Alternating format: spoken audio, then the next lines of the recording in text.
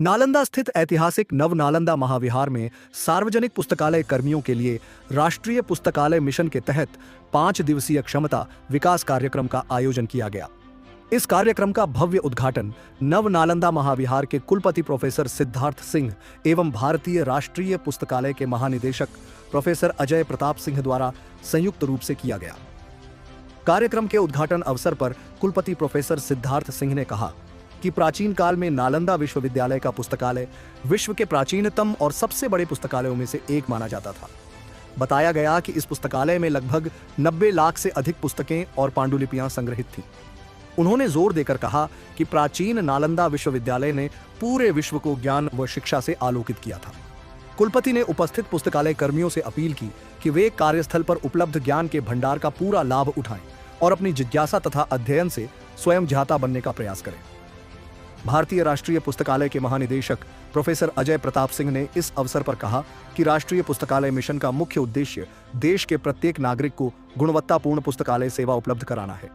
उन्होंने बताया कि इस कार्यक्रम के तहत लगभग 50 पुस्तकालय अध्यक्षों को प्रशिक्षण दिया जा रहा है ताकि वे अपने अपने क्षेत्रों में जाकर स्थानीय लोगों को सार्वजनिक पुस्तकालय सेवाओं का भरपूर लाभ पहुंचा सके।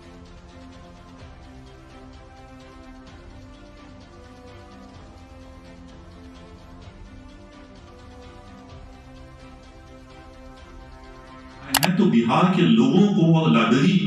खास तौर पे, जैसा मैंने बोला कि पुस्तकालय में रहने वाले, काम करने वाले व्यक्तियों की भूमिका बहुत ज्यादा हो जाती है, क्योंकि एक विषय का व्यक्ति अपने विषय को जान के वो संतुष्ट हो सकता है, पढ़ सकता है, बस उतने से संतुष्ट हो सकता है। लेकिन एक लाइब्रेरी में काम करने वाले के पास समूचा ज्ञान संसार हर विषय का उपलब्ध है, और यदि वो उसका सदुपयोग करने लगे, उसकी सही भूमिका उसे समझ में आ जाए, तो वो रियल सेंस में जो पॉलीमैथ कहा जाता है कि बहुविध, कि वो विभिन्न विधाओं का इतना बड़ा ज्ञाता हो सकता है जितना किसी एक विषय का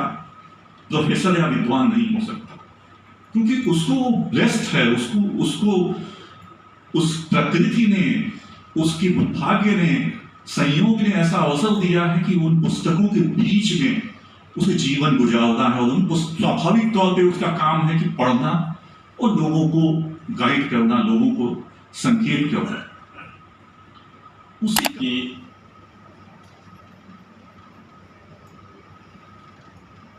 नालंदा विश्वविद्यालय को ध्वस्त करके, नालंदा विश्वविद्यालय के पुस्तकालय को जला के एक आतताई ने किस तरह से हमें हमारी जड़ों से डिस्कनेक्ट किया। शायद हमको विकसित होने का जो आज सबूत पेश करना पड़ता है पाश्चात्य देशों के सामने, उसकी आवश्यकता नहीं होती यदि ये नालंदा महाविहार या नालंदा विश्वविद्यालय और उसका सामग्री संग्रह, उसके शोध